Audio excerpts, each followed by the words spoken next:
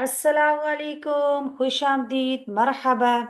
میں ہوں صدیقہ، آپ دیکھ رہی ہیں میرا چینل صوت القرآن صفوان۔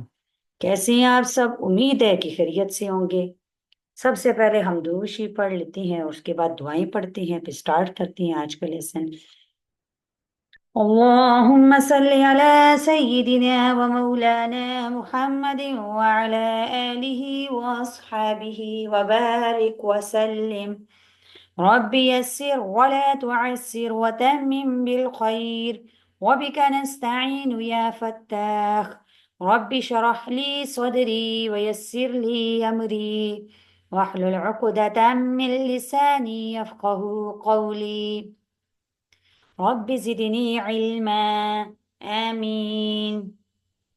اس سے پہلے آیات میں ہم لوگوں نے پڑھا تھا کہ اللہ تعالیٰ نے بنی اسرائیل کو اعمال صالحہ کی تلقین کی، اور جو سب سے اہم اعمال تھا ان کا ذکر کیا۔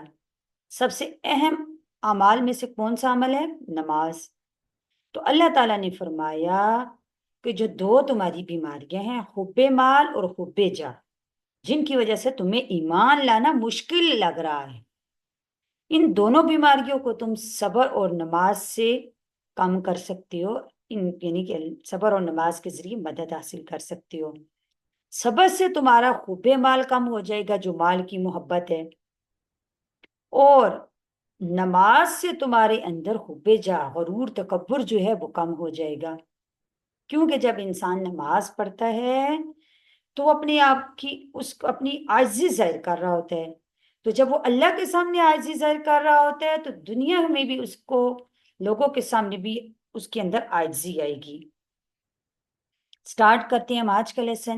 اعوذ باللہ من الشیطان الرجیم، بسم اللہ الرحمن الرحیم۔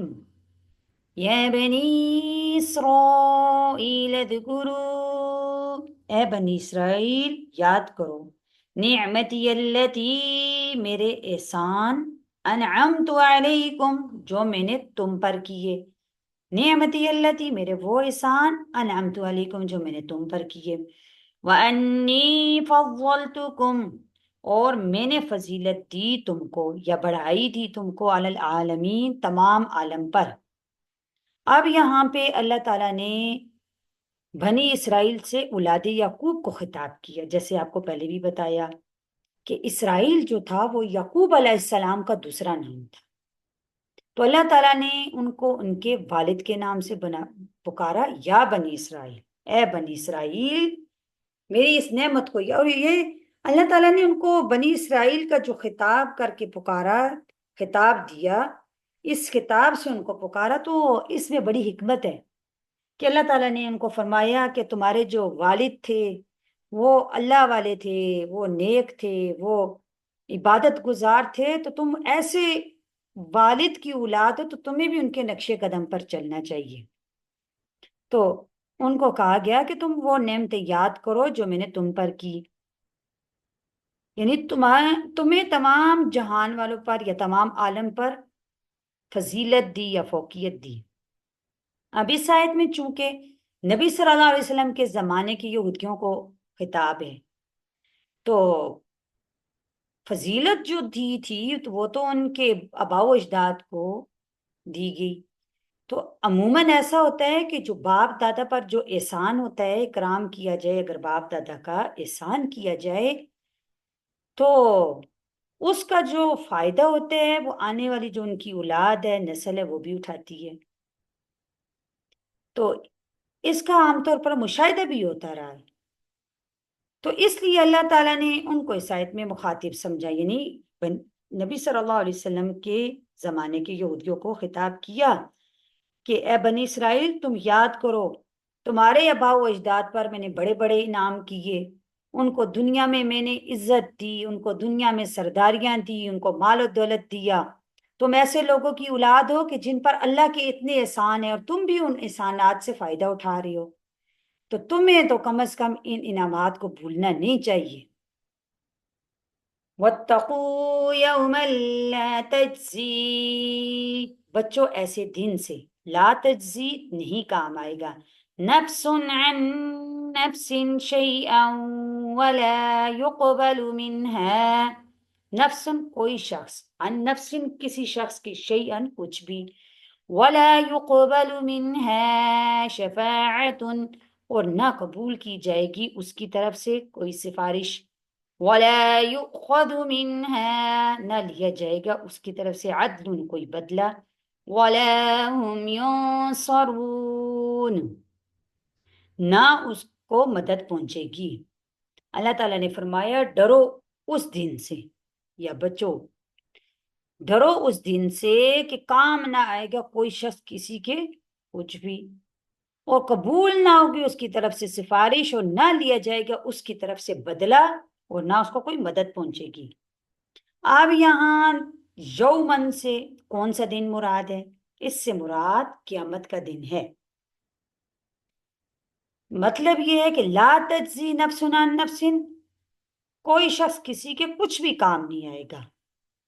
مثلا کسی کے ذمے نماز روزہ کا مطالبہ ہو، یعنی اس کی نماز روزے کم پڑ گئی، اللہ تعالیٰ مطالبہ کر رہی ہیں اتنی نمازیں کم ہیں تمہاری، اتنے روزے کم ہیں، تو کوئی دوسرا کہہ دے میری نمازیں لے لیں، اس کا حساب و کتاب پورا ہو جائے، جنت میں چلا جائے، تو ایسا نہیں ہوگا۔ پھر فرمایا وَلَا يُقْبَلُ مِنْهَا شَفَاعَةٌ، اس کی سفارش بھی قبول نہیں ہوگی، قبول نہ ہوگی اس کی طرف سے سفارش،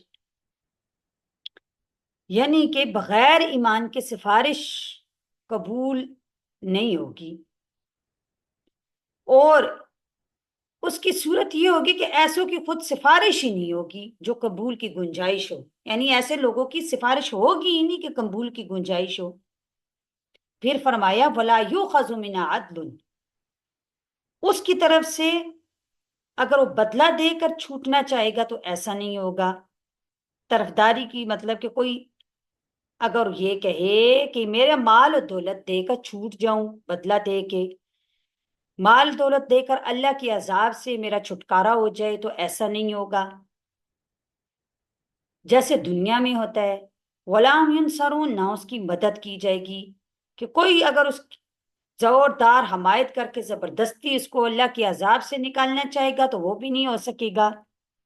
کہ دنیا میں اگر کوئی جیل میں چلا جاتا ہے تو اس کے حمایتی کھڑے ہو جاتے ہیں، اس کو چھڑا کے لے آتی ہیں، تو قیامت والے دن کوئی حمایتی نہیں ہوگا۔ دنیا میں ایسا ہوتا ہے کہ جیل میں چلا جاتا ہے تو مال و دولت دے کر پیسہ دے کے چھوٹ جاتا ہے، لیکن قیامت والے دن یہ نہیں ہوگا۔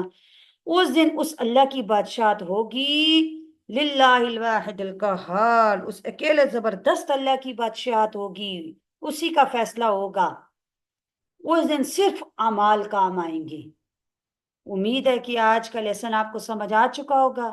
اللہ تعالیٰ سے دعا ہے کہ اللہ تعالیٰ ہمیں قرآن کو سمجھنے، اس پر عمل کرنے کی توفیق عطا فرمائے۔